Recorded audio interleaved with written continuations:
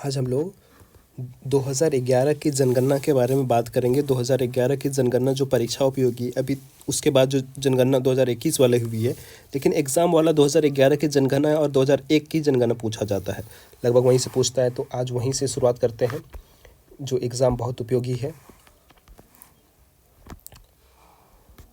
भारत में पहली जनगणना की शुरुआत कब हुई थी? भारत में पहली जनगणना की जो शुरुआत हुई थी 1872 में हुई थी। किसके काल में हुए थे? लॉर्ड मेयो के काल में हुए। किसके काल में? लॉर्ड मेयो के काल में हुई थी। देश में नियमित, लेकिन शुरुआत 72 में लॉर्ड मेयो के काल में, लेकिन नियमित रेगुलर जो हुआ जनगणना शुरुआत 1881 में लॉर्ड रिपन के कार्यकाल में हुआ। स्वतंत्र भारत, जब भारत हमारा आज़ाद हो गया 1947 के बाद, जनगणना क्योंकि 10 वर्ष बाद होता है, 81 में हुआ था, 91 में हुआ होगा, 1891 में हुआ होगा, तो फिर 1900 में हुआ, 1901 में हुआ होगा, इस तरीके से। तो स्वतंत्र भारत की पहली जनगणना कब हुई थी? 1947 में जब आज़ाद हुआ था। तो 47 के बाद 10 की हुआ 1951 में। जनगणना का महान विभाजन वर्ष, ये एग्ज़ाम में बहुत बार पूछा गया है। जनगणना का महान विभाजक वर्ष किसे क्या है? 1921 को। जनगणना का लघु विभाजक, एक था महान विभाजक, दूसरा लघु विभाजक। तो महान विभाजक वाले को हम लोग याद रखेंगे। महान विभाजक 1921 में हुआ था। जनगणना संबंधी अनुच्छेद, जनगणना से संबंधित कौन सा अनुच्छेद है? अनुच्छेद 246 में है। जनगणना किस अनुच्छेद में है? अनुच्छेद 246 में। जनगणना विषय है 7वीं अनुसूची। जनगणना किसकी विषय है? 7वीं अनुसूची, और ये संघ सूची में है। जनगणना के अवधि मैंने बताया अभी ना, प्रत्येक 10 वर्ष पर की जाती है। जनगणना का अध्ययन को क्या कहता है? ये इम्पोर्टेंट है। जनगणना के अध्ययन को क्या कहा जाता है? डोमोग्राफी। डोमोग्राफी है जनगणना की, आप इसको याद रखें, डोमोग्राफी। जनगणना के अध्ययन को क्या कहा जाता है? डोमोग्राफी। 2011 की जनसंख्या का क्रम, 2011 की जो जनसंख्या था ना, क्रम में कौन से देश की कुल मिला 15वां था, और स्वतंत्र भारत की 7वां था। देश का कुल 15वां था, और स्वतंत्र भारत जब आज़ाद हुआ तो उसके बाद का ये 7वां है।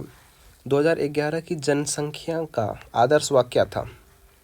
आदर्श 2011 की जो जनसंख्या हुआ था, आदर्श वाक्य क्या था? हमारी जनसंख्या हमारा भविष्य, हमारा जनसंख्या हमारा भविष्य।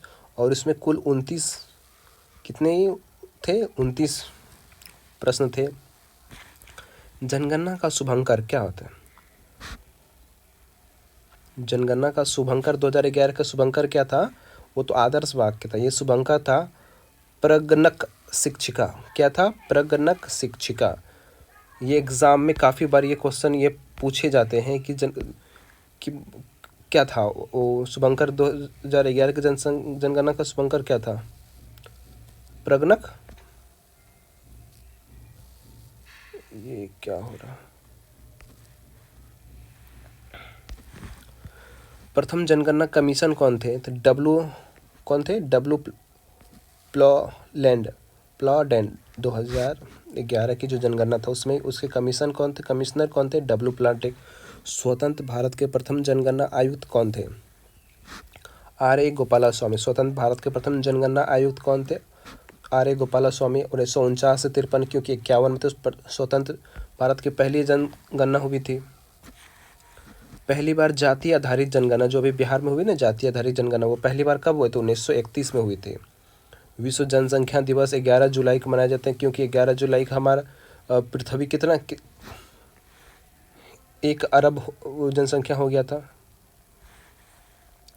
कुल जनसंख्या भारत की तो अभी तो बढ़ गया है, क्योंकि 141 करोड़ हो चुकी है, चीन से आगे हो चुके हैं।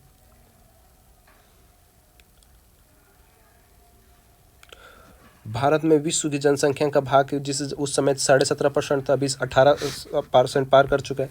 ये अभी इसको कोई मतलब ही नहीं रखता ये सब, क्योंकि उस समय अगर, हाँ चलिए, मतलब क्या 2011 की पूछा जाए 2011 में पुरुष जनसंख्या कितना था? जनसंख्या नहीं पूछेगा, लेकिन पूछे परसेंटेज कितना। पुरुष जनसंख्या 51% था, महिला जनसंख्या का 48% था। दशकीय वृद्धि दर क्या था? 17.5% था। दशकीय वृद्धि 17.5% था, यानी 10 साल में 17.5% बढ़ा, एक साल में 1.6% बढ़ा। कुल साक्षरता, ये इंपॉर्टेंट है कि कुल साक्षरता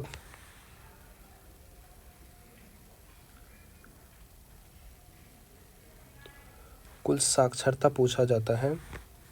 कुल साक्षरता दर कितना था? 73%। कुल साक्षरता का दर कितना था? 73%। आज भी ये प्रश्न आया था, क्यूज जो अपलोड किए हैं उसमें भी था।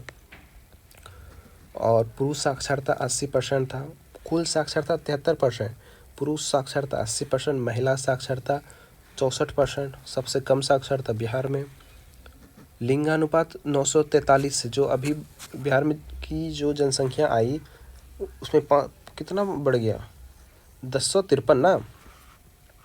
लिंगानुपात 1000 में 953 महिलाएं थी, और बिहार में उसमें 2000 कितना 1018। शिशु लिंगानुपात 6 से 14 वर्ष में 916 था। जनसंख्या का घनत्व तो कितना था? 332 व्यक्ति प्रति वर्ग किलोमीटर पर रहते थे। सर्वाधिक लिंगानुपात कहाँ था? केरल में। सर्वाधिक लिंगानुपात कहाँ था? केरल में। केरल में 1000 पे 1084 महिलाएं थी। न्यूनतम लिंगानुपात हरियाणा, मतलब 1000 महिलाएं पे 1000 पुरुषों पे 1000 पुरुषों पे 889 महिलाएं थी। सर्वाधिक केंद्र शासित लिंगानुपात पुडुचेरी में। न्यूनतम केंद्र शासित लिंगानुपात दमन एवं दीव में। सर्वाधिक जनसंख्या घनत्व बिहार में 1106 था। बिहार में घनत्व कितना? 1106 है। न्यूनतम जनसंख्या घनत्व अरुणाचल प्रदेश में। न्यूनतम केंद्र शासित घनत्व अंडमान निकोबार में। सर्वाधिक जनसंख्या कहाँ? तो उत्तर प्रदेश में, उस समय लगभग 20 करोड़ थे।